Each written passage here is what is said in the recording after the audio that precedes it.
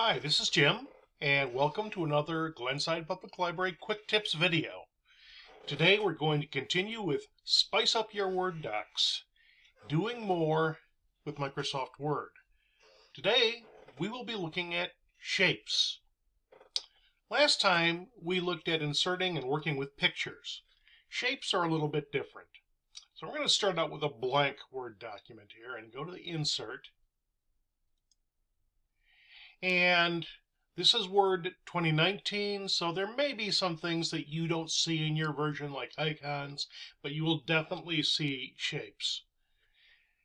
The first thing you'll notice is that it says draw a shape, insert ready-made shapes such as, etc., etc. So we have recently used, we have basic. I'm going to grab an oval. Now, unlike a picture, you have to draw the shape, which is good because you may not want the oval that they've specified. So I'm just going to hold down my left mouse button, click and drag, and I have an oval. It's currently filled with a color based upon the color palette, but you can change that. There are presets, all different sorts of styles. Or you can choose something completely different. Now, shapes behave a little bit differently than pictures in that when you grab a corner, it does not necessarily keep the aspect ratio that you wanted. We already knew that in pictures you could squeeze or stretch your picture. With shapes, you need to hold down the Shift key if you want to actually change the size but keep the aspect ratio. The Shift key is also extremely handy if you had wanted to draw, say, a perfect circle. Now we could change this to a circle just by adjusting the height and the width to be equal, but a quicker way to draw a circle, for example, insert shapes, oval, hold down the Shift key, and I have a circle. Put that. I can put shapes over one another.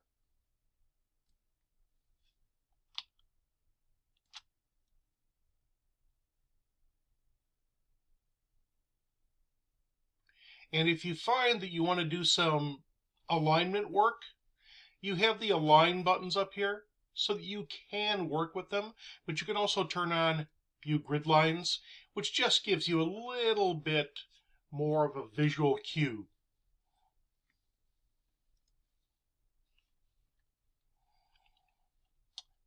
Going to insert another shape. Going to grab a triangle. Let's make it this kind of orangish color.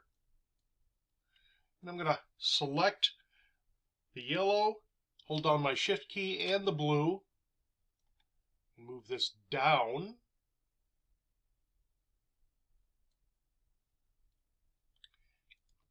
And I want this to actually be behind the others, but of course it's placed on top because it's the most recent shape that I added. So I'm going to go to my, again, Drawing Tools format. I want to send backward, and in this case I want to send to the back. So if I'm working on some sort of logo or image or icon or something, these would be the tools that I would use to make them work. Also, if I select them all, a couple of different ways of doing it. I can just, not that way. Let's just do it like so. Hold down Shift, select each of them, Drawing Tools format, and group them. Now, I've created one shape that I can reuse over and over.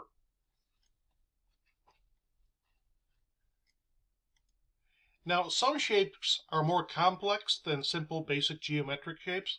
So let's grab a speech bubble.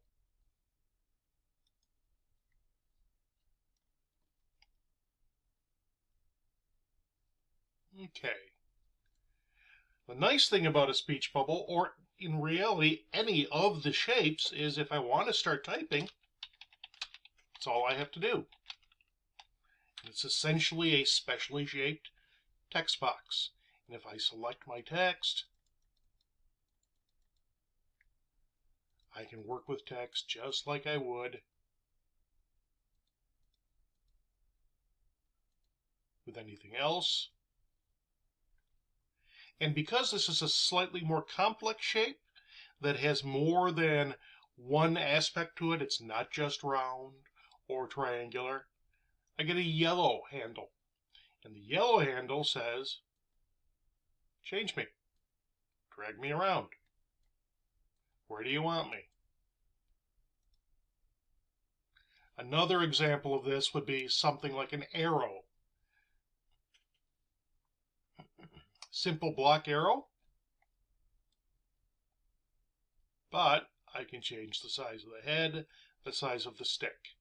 The yellow handles, in this case, this shape has two of them to control these two extra aspects. Okay, so far so good, but what about working with text? Well, let's go to a text document. I'm going to turn off grid lines at this point. I'm just going to go up to View, turn off grid lines. And let's go Insert, Shapes. And I'm going to go with a cloud. I draw it, and notice that by default, Word just drops it right over my text. So I'm going to change to gray, and I'm going to go shape fill. I'm going to do kind of a gradient here. Got a bit of a storm cloud now. And maybe with a storm cloud I need some lightning bolts. Well, Insert, Shapes, and there's a lightning bolt. And lightning bolts should be yellow. And the nice thing is, at this point, if I Control-C copy, Control-V paste, and do it again, I can have multiple lightning bolts. If I rotate a little bit, I can get a nice effect. And by the way, this is a quick way to do a reverse image. There are also rotate tools for this, but this is a quick way of doing it. So far so good, but I can't read any of my admittedly bogus text behind any of these images. Well, we have text wrapping. And we remember the square, but shapes have another aspect. I can use tight so that Windows will recognize the white space around the object and let my text flow around.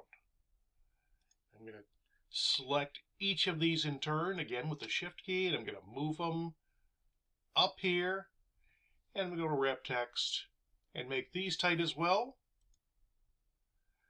And boom. It may not be perfect, but it's something I can work with and kind of make a statement, kind of a stunning image in Word. I hope you've enjoyed learning a little bit about working with shapes and how they can enhance your documents. Thank you for watching. Goodbye.